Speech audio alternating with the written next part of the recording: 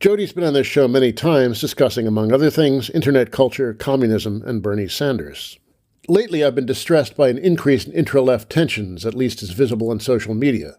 While I'd initially hoped that Trump's election would provoke a unity among progressive forces, the opposite looks to be the case, as old battles of class versus identity get rejoined. Mainstream Dems cynically used identity claims as a way of undermining the Sanders campaign. Economic issues, we were told, had nothing to do with undoing racism and sexism, as if racism and sexism had nothing to do with material economic relations like the job market or property ownership.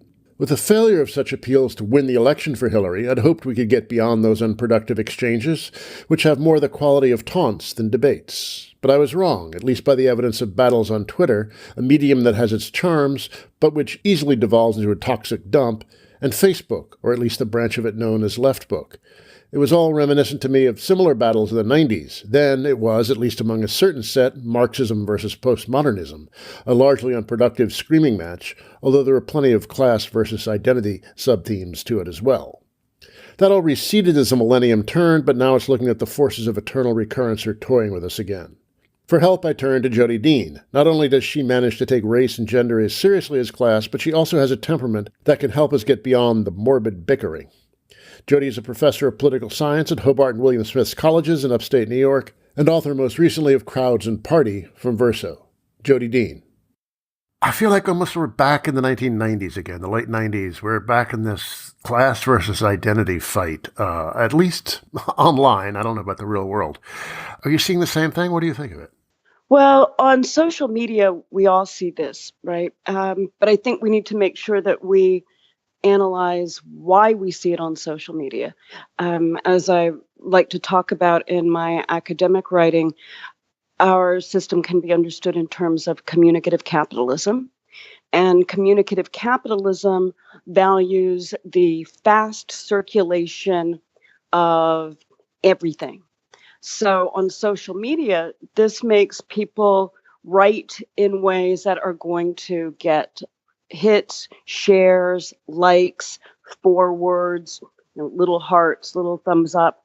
And then this leads people to do things like speak in the most outrageous terms possible, to speak in ways that might have more profanity than usual, that might be much more dismissive because people think it's wittier. And so the dynamics of social media really privilege the most extreme kinds of speech. And in some ways, I mean, it's almost like we can't help it, right? It's much harder to be polite and circumspect in 140 characters or less, or when you've got a massive amount of material going through your Facebook feed. So I think on the very first pass for thinking about the extreme manifestations of discussions of politics on, on Leftbook or in the broad left, on social media, is that social media is going to end up distorting how we talk about things. It's funny, actually. I remember a lot of the struggles in the late 90s I was just describing as occurring on listservs. So they were sort of the antecedent or the ancestor of social media. Yeah, that makes me think of someone actually who's something someone said recently on my Facebook feed, where they talked about cheap empowerment, right? So that in these kinds of online discussions, whether or not it's the listservs or contemporary social media, that people go for the little cheap, quick thrill of, oh, I'm so powerful. I've been able to take this person down or establish my own credentials, my own virtue. And it's really hard to give that up, particularly when people feel disempowered, right? Everybody wants some kind of feeling like, oh, I've contributed to the struggle, or I'm really in it and I want everyone to know. And the little cheap thrill of registering one's own righteousness is hard to give up. I think I might have mentioned this first time we talked on the radio, but Bourdieu has this little book on television in which he said that the medium, by its very nature, rewards fast thinkers, and that you can't do anything that questions existing assumptions, that goes against the conventional wisdom, because that would interrupt the flow of TV. I'm gathering you think that the social media has really accelerated that process from the TV pace?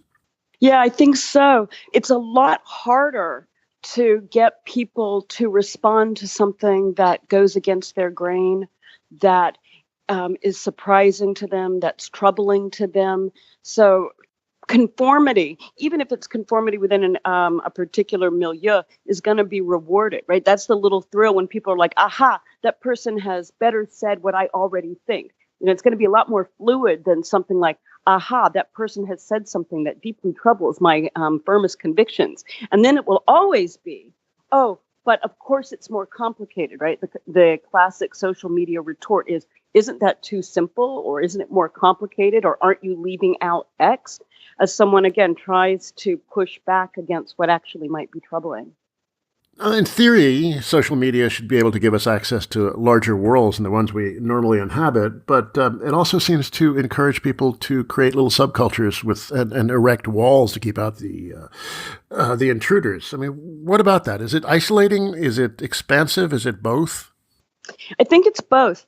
One of the positive parts, I think, is letting a group or milieu or tendency start to become more present to itself, right? So like building a sense of, let's just say on the left, building a sense of the left is, oh, there are certain things that that we actually all stand for, that we all actually agree with.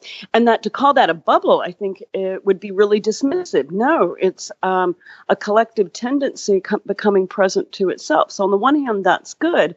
And then we can sometimes see a lot of the fiercest fights around the boundary maintenance. Like, what is it that we on the left think? What is it that is going to mark an inside or outside view? So, of course, on the left, everyone's going to be against the KKK and against white supremacy. But then as things start to become, I don't know, more nuanced, like what exactly does it mean to confront white supremacy? How do we do that? Then it's going to become tenser. So I think we should be appreciative of the way that social media gives us an opportunity to become clearer to ourselves about what we think, even as we recognize the worst kinds of speech practices that the media rewards. I mean, and sometimes, sometimes there are good conversations. They're just really, really hard to manage. They sometimes need a brutal moderator to direct things in the correct direction. Which is the beauty of the unfriend and delete functions. Yes. If only real life had a block function. But to take this back to where we started, last year's presidential campaign, the Hillary people were very cynical in their use of tropes of identity politics in order to marginalize the Sanders challenge. So anything that talked about universal social democratic programs of the sort that mobilized a very large number of people, they would counter with, yes, but that doesn't do anything about racism. These Bernie bros, they don't really care about issues of gender. At the time, it seemed like a very cynical deployment of some tropes that originally developed on the left against the left.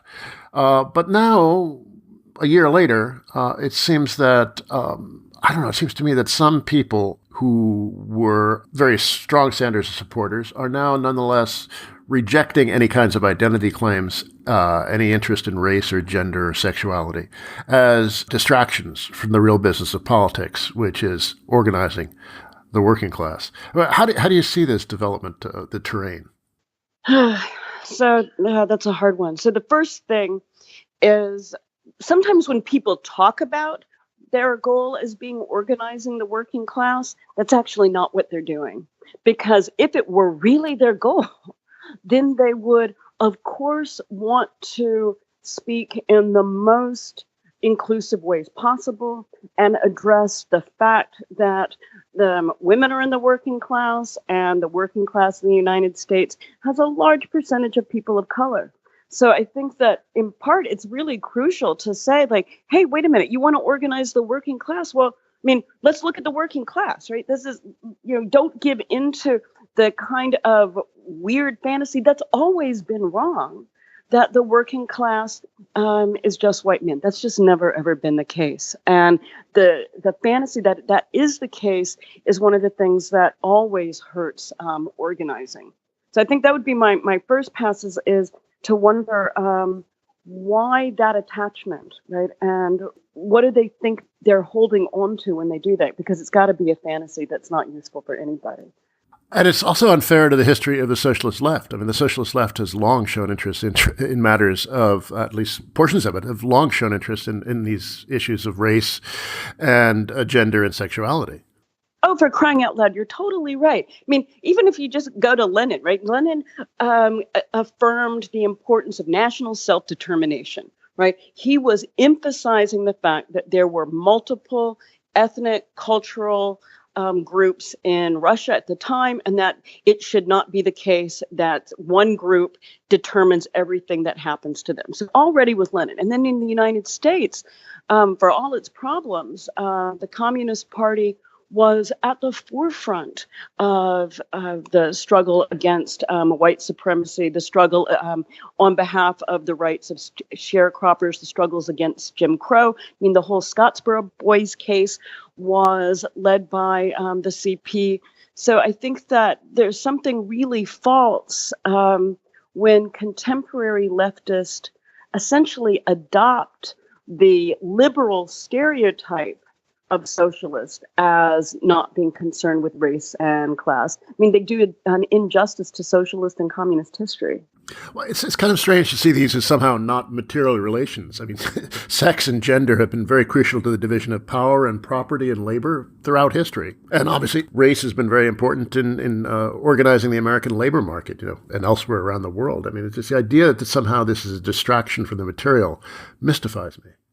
One of the things that I find most exciting when I go back and read the old Bolsheviks is the work of Alexandra Kollontai, because she talks all the time about the changing gender roles in the family, being against patriarchy, needing to have equality within the family. She has tons of writing about prostitution and how prostitution is not a moral issue at all, but a class issue, a way that some women are having under capitalism have to find ways of earning wages.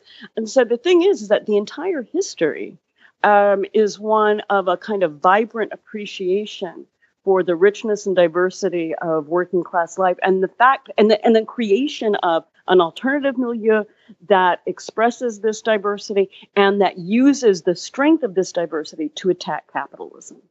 Yes, and also a lot of people on the Marxist left have been very productive in developing an analysis of the role of unpaid labor of women, domestic labor, in maintaining the system. So it's really something that we're pretty used to, and it's kind of funny that it's being forgotten both by our enemies and some of our friends. Yeah, I think some of the coming out of from academia, some of the most exciting work that I found recently is under the idea of social reproduction and looking at the way that capitalism reproduces itself through the production of gendered, sexed, raced relations. And this reproduction of capitalism happens via the family. And of course, as we know from Althusser, via the school, but that we don't understand capitalism at all if we don't see how it uses sex, race, gender to become the system and maintain itself as the system it is.